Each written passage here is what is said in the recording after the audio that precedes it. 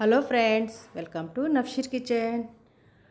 Sunday స్పెషల్గా మనం ఈజీగా కుక్కర్లోనే చికెన్ బిర్యానీ అయితే ఎలా చేసుకోవాలో చూపించబోతున్నానండి. ఎప్పుడైనా సడన్గా చుట్టాలు వచ్చినప్పుడు కూడా చాలా త్వరగా అయిపోవాలంటే ఇలా చేయండి.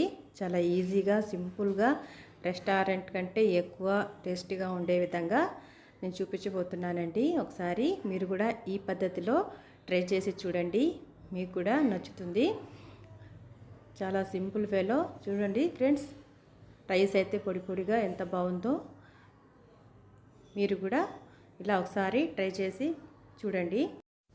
ఫస్ట్ టైం కనుక నా వీడియో కనుక చూస్తున్నట్టయితే తప్పకుండా లైక్ చేయండి, షేర్ చేయండి, అలాగే సబ్స్క్రైబ్ చేయండి. పక్కనే ఉన్న బెల్ ఐకాన్ని క్లిక్ చేయండి. అప్పుడే నేను అప్లోడ్ చేసే కొత్త వీడియో నోటిఫికేషన్ ద్వారా చూడగలరు. ముందుగా నేనైతే స్టవ్ వెలిగించేసి కుక్కర్ అయితే పెట్టేశానండి. అందులోకి ఒక 50 గ్రామ్ వరకు ఆయిల్ అయితే వేసాను. అది సన్ఫ్లవర్ ఆయిలే వేసానండి. తర్వాత 2 దాల్చిన చెక్క, 2 ఇలాచీలు, 2 లవంగాలు, అలాగే 2 బిర్యానీ ఆకు వేసేసి నేనైతే 1/2 కేజీ చికెన్ మరియు 1/2 కేజీ రైస్ అయితే ఈ కుక్కర్లో వండబోతున్నాను. ఇందులో మనకు కరెక్ట్గా ఒక 100 గ్రామ్స్ అయితే సరిపోతుంది. ఆనియన్స్ అనేది ఒక మీడియం సైజు 2 తీసుకున్నాయి, సన్నగా ముక్కల్లాగా కట్ చేసేసి ఇందులో వేసేసానండి. తర్వాత గోల్డెన్ కలర్ వచ్చేంత వరకు మనం దీన్ని ఫ్రై చేసుకోవాలి. తర్వాత టేస్ట్కి సరిపడా 2 పచ్చిమిర్చి అయితే వేసుకుంటున్నానండి. మీరు కనుక స్పైసీ ఎక్కువ తినేవాళ్ళైతే ఇంకో 2 కూడా యాడ్ చేసుకోవచ్చు. ఈ విధంగా వేసిన తర్వాత గోల్డెన్ కలర్ వచ్చింది కదండి, ఇందులోని ఒక 2 టేబుల్ స్పూన్ వరకు అల్లం వెల్లుల్లి పేస్ట్ అయితే వేస్తున్నానండి. ఫ్రెష్గా చేసిన అల్లం వెల్లుల్లి పేస్ట్ అయితే వేస్తే టేస్ట్ అనేది వేరే లెవెల్లో ఉంటుందండి. తర్వాత ఇది పచ్చి వాసన పోయేంత వరకు మనకు ఇది బాగా ఫ్రై అవ్వాలి.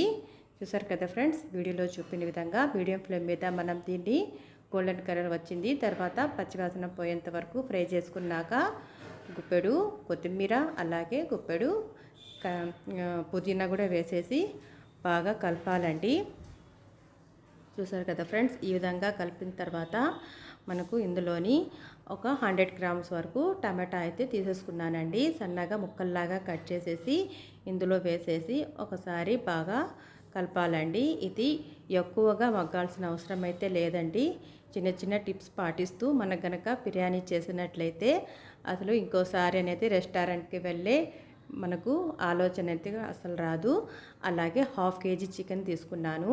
శుభ్రంగా కడిగేసిన చికెన్ని ఇందులో వేసేసి ఇది బాగా మసాలా అంతా బాగా పట్టే విధంగా మనం దీన్ని ఒకసారి కలిపేసిన తర్వాత ఇందులోని కొన్ని స్పైసెస్ అయితే వేద్దామండి.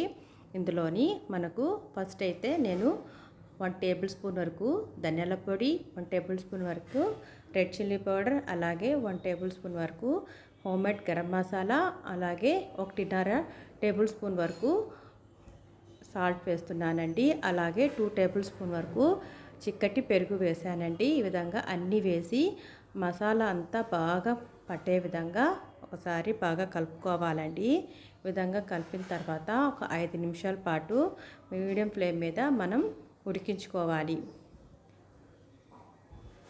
ఈ విధంగా కలిపి పెట్టేసినాక 5 నిమిషాలు వదిలేద్దామండి. తర్వాత ముందుగా 1 గంట పాటు కడిగేసి నానబెట్టానండి బాస్మతి రైస్.